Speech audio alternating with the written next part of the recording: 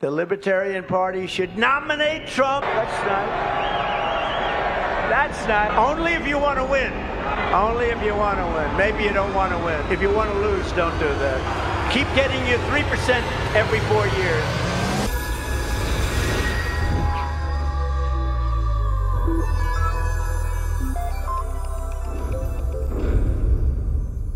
Welcome back to Tracking That, a channel where we try to track what liberals are saying but end up not being able to as usual. And in this video, we're going to talk about Trump going back to his roots and smacking down every single person in the audience for booing him at the Libertarian Party rally. If anyone does well under boos, it's Trump because he always gets the upper hand at the end. And unlike what you're probably hearing from the media, he actually got a standing ovation at the end. And what Trump is doing, believe it or not, is completely genius. A few days ago, he went to the Bronx, a city that overwhelmingly voted for Biden, but now you could argue he's the king of that city because of how well it went. That was a place no Republican rallied at in like 50 years. And now he's at the Libertarian Party convention in Washington, D.C., which is independent-minded voters that always get 3% of the votes. So he's expanding his voter base, and I think he's doing phenomenal. So let's briefly talk about the Libertarian Party. They are more similar to the Republican Party than the Democratic Party, but have a few key differences. You can actually read their issues on their website, and I think you'd agree with them more than disagree, surprisingly. As far as the standard Republican issues, they agree with the Second Amendment right, free markets, school choice, you know, that sort of thing. But they have more of a less government restriction on personal lives opinion. So they support abortion, decriminalizing drugs, reducing incarcerations, making it easier to exit and enter a country. And so this is where they lose me. They support the decriminalization of prostitution and are anti-war and strong military minded. You can read more about them. The most famous libertarian is Ben Shapiro. You know, he called himself that, obviously. He's not 100% because, you know, he doesn't like abortion. But anyways, we're going to get into the video clip. This is a WWE style smackdown by Trump. The Libertarian Party should nominate Trump for President of the United States. Whoa. That's nice. That's nice. Only if you want to win. Only if you want to win. Maybe you don't want to win. Maybe you don't want to win. Thank you, D-Roy. Thank you. No, only do that if you want to win. If you want to lose, don't do that. Keep getting your 3% every 4 years. The reasons for doing so, policy and politics, are as solid as the Hope Diamond.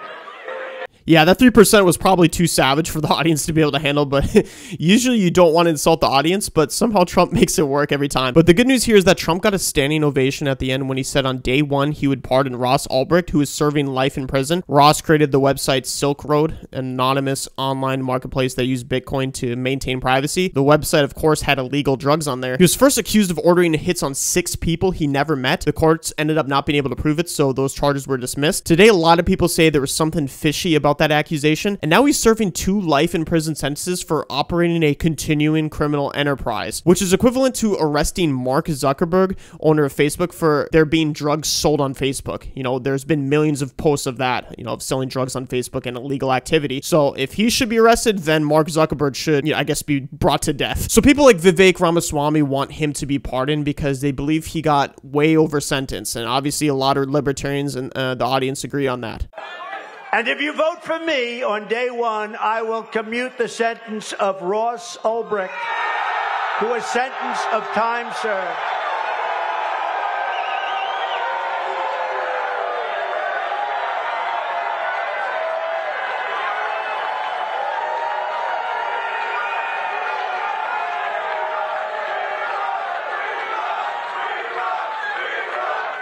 He probably should have said that at the beginning of the conference, but hey, that was a good way to end it, and you won't see someone like Biden reach out to these voters, and I actually wouldn't be surprised if a lot of libertarian voters were convinced by Trump, because this is an election that we need to win. But anyways, reaching out to someone of a different side, being it not that different, is still wise. Libertarians realistically would want to vote for Republican so they don't elect a Democrat in office, because their issues align more together, and it's wise to vote for Republican rather than throw your vote away to the Libertarian Party. But in a way, I do understand the libertarian mindset, because if they're an absolutist on the issues of drugs, guns, and regulation for absolute freedom, then fine. The 2 big parties are useless to them, honestly. The kinds of people that throw their vote away are just doing that as a form of protest, in my opinion. A lot of people like RFK Jr. is taking most of the votes away from Trump. So considering how similar Republican and Libertarian issues are, how about for this election cycle, they endorse Trump so we can 100% win. But anyways, guys, that's all I have for today's video. Make sure you comment your opinion on this. You know, we want to win in a landslide, so I do appreciate Trump reaching out to the other voters that likely won't try to to vote for him, but I think the fact that he's reaching out to these people make them appreciate him more, and he actually might be able to get a few votes this way.